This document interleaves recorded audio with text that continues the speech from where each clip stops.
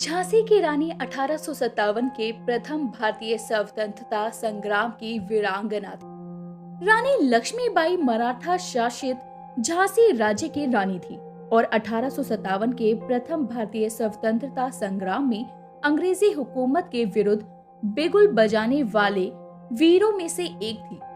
एक ऐसी वीरांगना थी जिन्होंने मात्र 23 वर्ष की आयु में ही ब्रिटिश साम्राज्य की सेना से मोर्चा लिया और रण क्षेत्र में वीरगति को प्राप्त हो गई। परंतु जीते जी अंग्रेजों को अपने राज्य झांसी पर कब्जा नहीं करने दिया। लक्ष्मीबाई का जन्म वाराणसी जिले में 19 नवंबर 1828 को एक मराठी ब्राह्मण परिवार में हुआ था। उनके बचपन का नाम मणिकर्णिका था, पर परिवार वाले उन्हें स्नेह से मनु पुकारते थे। उनके पिता का नाम मोरोपंत तांबे था और माता का नाम भागीरथी सप्रे। उनके माता पिता महाराष्ट्र से संबंध रखते थे। जब लक्ष्मीबाई मात्र 4 साल की थी, तभी उनकी माता का स्वर्गवास हो चुका था। उनके पिता मराठा बाजीराव की सेवा में थे। मां के निधन के बाद घर में मनु की देखभाल के लिए कोई भी नहीं था। इसीलिए पिता मनु को अपने साथ बाजीराव के दरबार में ले गए। वहां मनु के स्वभाव ने सबका मन मोह लिया था और लोग उसे प्यार से छबीली कहने लगे। शास्त्रों की शिक्षा के साथ साथ मनु को शस्त्रों की शिक्षा भी दी गई। सन 1842 में मनु का विवाह झांसी के राजा गंगाधर राव निम्बालकर के साथ हुआ और इस प्रकार वो झांसी की रानी बन गई और उनका नाम बदलकर लक्ष्मीबाई कर दिया गया। सन 1851 में रानी लक्ष्मीबाई और गंगाधर राव को पुत्र रत्न की प्राप्ति हुई और 4 महीने की आयु में ही उसकी मृत्यु हो गई। उधर गंगाधर राव का स्वास्थ्य बिगड़ता जा रहा था। स्वास्थ्य बहुत अधिक बिगड़ जाने पर उन्हें दत्तक पुत्र लेने की सलाह दी गई। उन्होंने वैसा ही किया और पुत्र गोद लेने के बाद 21 नवंबर 1853 को गंगाधर राव परलोक सिधार गए।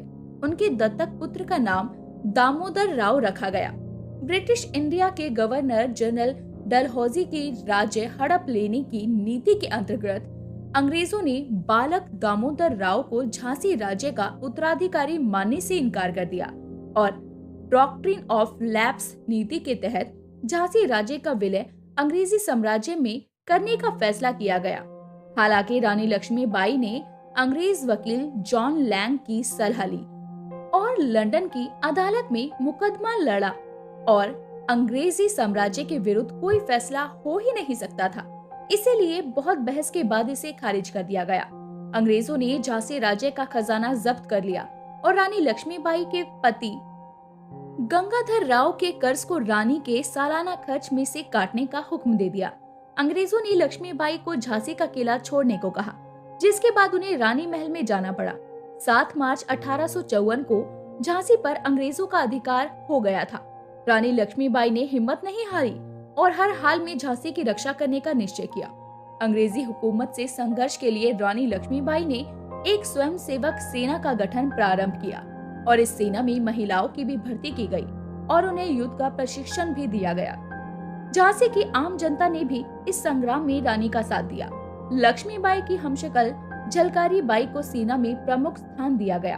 अंग्रेजों के खिलाफ रानी लक्ष्मीबाई की जंग में कई और अबदस्त और अंग्रेजी हड़प नीति के शिकार राजाओं जैसे बेगम हजरत महल, अंतिम मुगल सम्राट की बेगम जीनत महल, स्वयं मुगल सम्राट बहादुर शाह, नाना साहब के वकील अजीमुल्ला शाहगढ़ के राजा, वानपुर के राजा मर्दन सिंह और तात्या टोपे आदि सभी महारानी के इस कार्य में सहयोग देने का प्रयत्न करने लगे।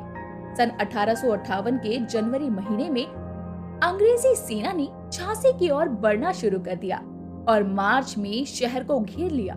लगभग 2 हफ्तों के संघर्ष के बाद अंग्रेजों ने शहर पर कब्जा कर लिया, पर रानी लक्ष्मीबाई अपने पुत्र दामोदर राव के साथ अंग्रेजी सेना से बचकर भाग निकली। झांसी से भागकर रानी लक्ष्मीबाई कालपी पहुंची और तात्या टोपे से मिली।